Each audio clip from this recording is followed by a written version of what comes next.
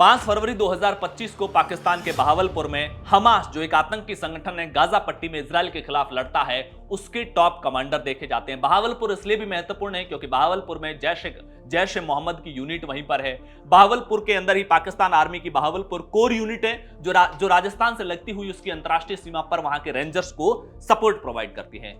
5 फरवरी 2025 को ही पीओके के रावलकोट के अंदर कश्मीर सॉलिडरिटी डे के नाम से एक बड़ा कार्यक्रम आयोजित होता है। वैसे कश्मीर सॉलिडरिटी डे के नाम से कार्यक्रम पाकिस्तान हर साल करता है, लेकिन इस साल जो कार्यक्रम हुआ उसका नाम रखा गया Kashmir solidarity and Hamas operation al Aqsa flood conference. इस कार्यक्रम के अंदर पाकिस्तान आर्मी के लोग होते हैं, पाकिस्तान सरकार के लोग होते हैं, पाक अधिकृत कश्मीर की सरकार के लोग होते हैं और साथ में होते हैं जैश ए मोहम्मद के टॉप कमांडर, और उसमें भी मसूद अजहर का भाई तलहा सैफ भी उसमें होता है। और इस कार्यक्रम में होते हैं मोसाद की टॉप लीडरशिप, जिसमें से खालिद कदाबी नाम का उनका टॉप कमांडर भी इस कार्यक्रम में शामिल होता है। इस कार्यक्रम के लगभग 10 दिन बाद में मिड फरवरी के अंदर टर्की के राष्ट्रपति एर्दोगान 2 दिन की पाकिस्तान की यात्रा पर आते हैं और यहां पर आकर के भी वो कश्मीर को लेकर के आक्रामक बयान देते हैं। कश्मीर की आजादी, वहां के संघर्ष, वहां के और संयुक्त राष्ट्र संघ के बैनर तले कश्मीर की समस्या के समाधान का जिक्र करते हैं, जिसके मामले में भारत ने बाद में तीखी प्रतिक्रिया देते हुए इसका विरोध किया और भारत के अंदर जो टर्की के राजदूत हैं उनको बुला करके कड़ी आपत्ति भी दर्ज कराई।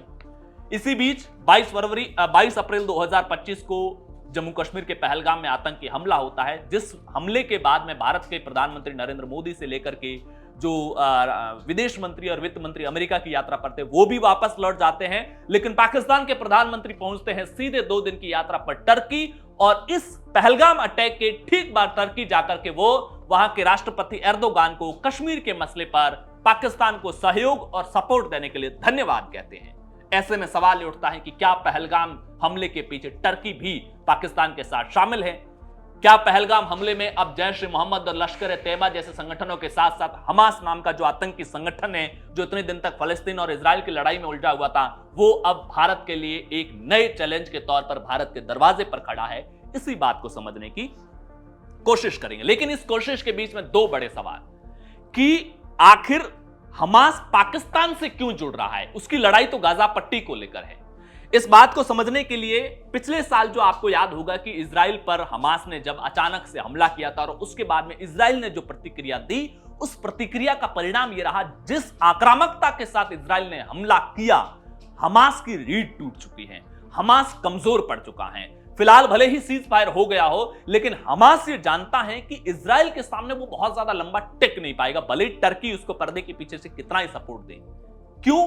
क्योंकि वो जो लड़ाई लड़ रहा है वो सिर्फ एक गाजा पट्टी की आइडेंटिटी है, फलस्तीन की आइडेंटिटी है, और जब दुनिया अपने मसला में फंसी हुई हो तब किसी एक क्षेत्र और किसी एक गाजा पट्टी की आइडेंटिटी के नाम पर आपको सपोर्ट देगी नहीं। ऐसे में हमास ने एक नई रणनीति अपनाई है कि वो इस्लाम की आइडेंटिटी के नाम से अब दुनिया भर के अंदर जो इस्लाम की लड़ाइयां चल रही है उन लड़ाइयों का एक हिस्सा बनेगा, एक लीडरशिप करेगा, जिसे ग्लोबल जिहाद कह सकते हैं या फिर पैन इस्लामिक जिहाद के कॉन्सेप्ट पर आगे बढ़ रहा है, जिसे इंटेलिजेंस की लैंग्वेज के अंदर नेटवर्क्ड टेररिज्म भी कहा जाता है।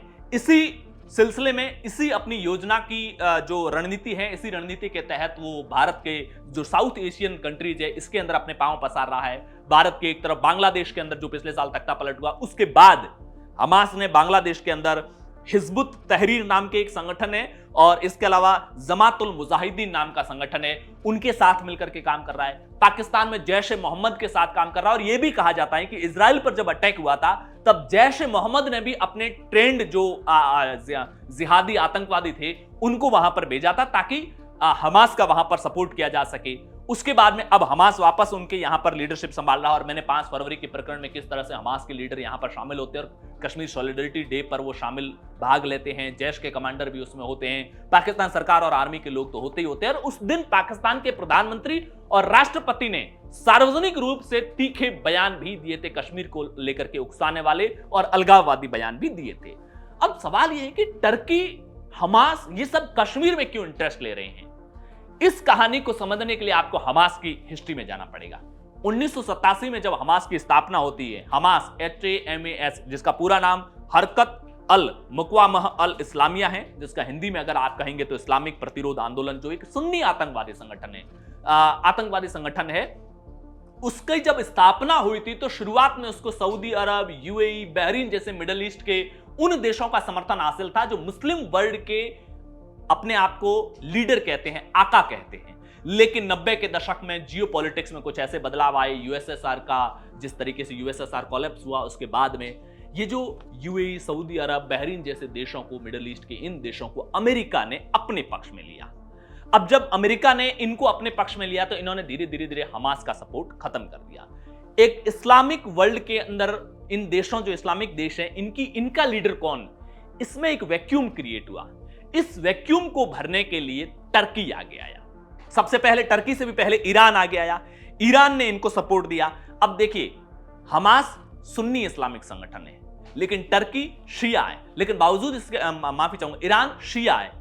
ईरान ने शिया होकर के भी समर्थन इसलिए दिया ताकि वो सुन्नी वर्ल्ड में ये मैसेज भेज सके कि जो आपका संगठन है उसको जब इन बड़े जो अपने आप को लीडर कहते हैं हमारे इस्लामिक वर्ल्ड के, उन्होंने जब सहारा नहीं दिया तब हमने सहारा दिया, वो भी शिया होने के बावजूद। इसके साथ साथ थोड़े समय बाद में टर्की ने समर्थन देना शुरू किया। क्यों? टर्की आपको पता है 1920-25 में जो उससे पहले जो टर्की एक ओटोमन साम्राज्य का एक बड़ी अपनी लेगेसी को अपने दिमाग में आज भी लेके चलता है कि हमारा एक साम्राज्य हुआ करता था और आज हम एक छोटे से देश के रूप में हम कमजोर हो चुके हैं। तो उस साम्राज्य को वापस हासिल करने की टर्की के अंदर आपको हमेशा एक छटपटाहट दिखेगी। टर्की ने हमास को सपोर्ट देना शुरू किया ताकि जो सुन्नी वर्ल्ड के अंदर जो इन सऊदी अरब और यूएई जैसे देश जो अमेरिका के पक्ष में चले गए, उसके बाद जो वैक्यूम क्रिएट हुआ है उसको मैं भर सकूं। ये सिलसिला पाकिस्तान तक भी आया। पाकिस्तान जो एक इस्लामिक देश है, जाहिर सी बात है जब इस्लामिक देशों की पंचायती की बात होगी तो पाकिस्तान की बात भी होगी। अब पाकिस्तान ने धीरे धीरे धीरे धीरे कश्मीर के मसले पर टर्की का समर्थन लेना शुरू किया। अब पाकिस्तान के साथ डायलेमा में था, एक तरफ यूएई और ये सऊदी अरब थे, एक तरफ टर्की था। जब टर्की अपने आप को इस्लामिक लीडर बनाने लगा टर्की, तो फिर टर्की ने कश्मीर के मसले पर पाकिस्तान का समर्थन देना शुरू किया। जो पहले कश्मीर के मसले पर टर्की भारत के इतना खिलाफ नहीं जाता था, लेकिन समय के साथ धीरे धीरे जब खुद को इस्लामिक वर्ल्ड का लीडर बनाने लगा तो जाने लगा। जब यूएई और सऊदी अरब जैसे देशों को लगा कि पाकिस्तान टर्की का ज्यादा करीबी हो रहा, वो टर्की जो हमारी जो इस्लामिक वर्ल्ड की लीडरशिप को चैलेंज कर रहा है और खुद इस्लामिक वर्ल्ड का लीडर बनना चाहता है, उसकी तरफ जा रहा है, तो फिर समय के साथ धीरे धीरे यूएई, सऊदी अरब जैसे देशों ने अपनी स्ट्रेटेजी बदली और कश्मीर के मसले पर उन्होंने भारत का समर्थन करना शुरू कर दिया।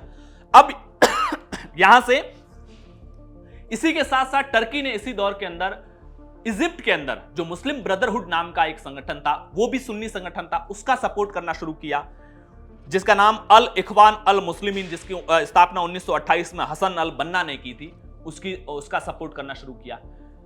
ऐसे में धीरे धीरे धीरे धीरे कश्मीर के मसले पर टर्की भारत के खिलाफ बोलने लगा, लेकिन तब भारत इसको इग्नोर कर रहा था, टर्की को लेकर सख्त प्रतिक्रिया नहीं दे रहा था, क्योंकि भारत को ऐसा लगता था कि टर्की से हमारे डायरेक्ट कोई कॉन्फ्लिक्ट है नहीं। ऐसे में अगर वो अपनी एक आइडेंटिटी के लिए अगर थोड़ा बहुत कश्मीर के मसले पर हमारे खिलाफ बोलता है तो हम इग्नोर करके चलें। लेकिन पहलगाम में हुए आतंकी हमले ने भारत की उस नीति में पूरा बदलाव लेकर के आ गया है। अब ये तो साफ हो चुका है, आपको समझ में आ गया कि हमास और टर्की कश्मीर के मसले पर पाकिस्तान के साथ क्यों खड़े हैं और कैसे पहलगाम हमले के तार सीधे तौर पर हमास और टर्की से जुड़े हुए हैं। लेकिन भारत अब डिफेंसिव नहीं, ऑफेंसिव है।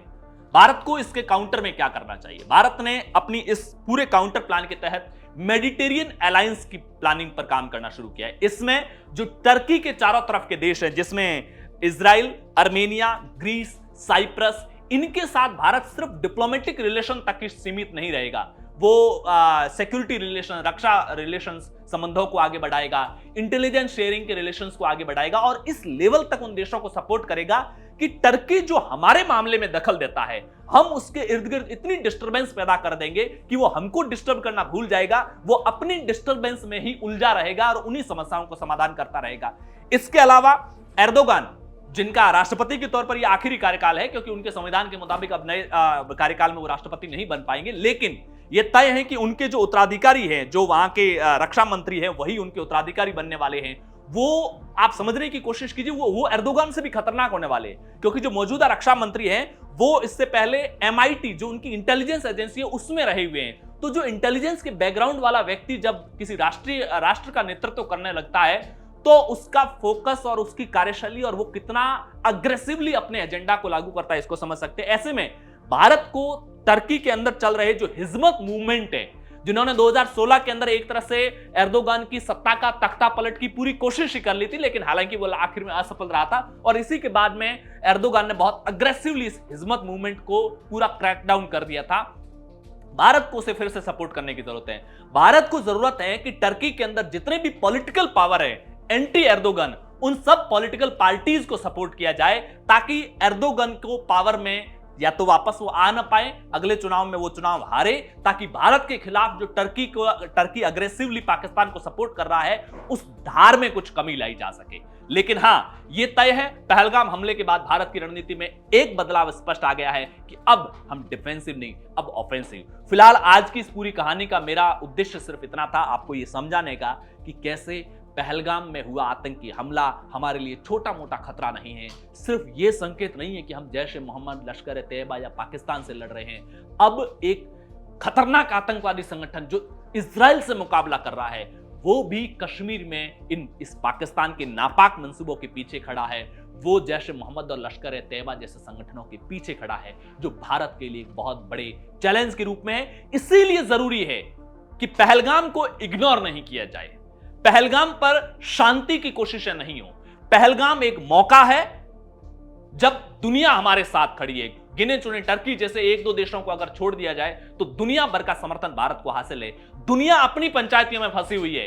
अमेरिका अभी किसी युद्ध में फंसने को तैयार नहीं है, रूस तैयार नहीं, रूस तो वैसे ही भारत के साथ ही खड़ा है। चीन जिसका अमेरिका के साथ ट्रेड वॉर चल रहा है वो किसी भी हाल में युद्ध में नहीं फंसेगा। यह अलग बात है कि वो 1.4 बिलियन डॉलर की पाकिस्तान को मदद दे रहा है, यह अलग बात है कि वो इंटेलिजेंस शेयर कर सकता है, यह अलग बात है कि वो कुछ हथियार दे सकता है, लेकिन हथियार देने में भी चाइना के लिए चैलेंज है। अगर चीन ने पाकिस्तान को हथियार दिए तो वो हथियार पाकिस्तान युद्ध में इस्तेमाल करेगा, और अगर युद्ध में पाकिस्तान ने चीन के हथियार इस्तेमाल किए तो भारत के लिए चीन के खिलाफ सैन्य रणनीति में भारत को बड़ी कामयाबी मिल जाएगी।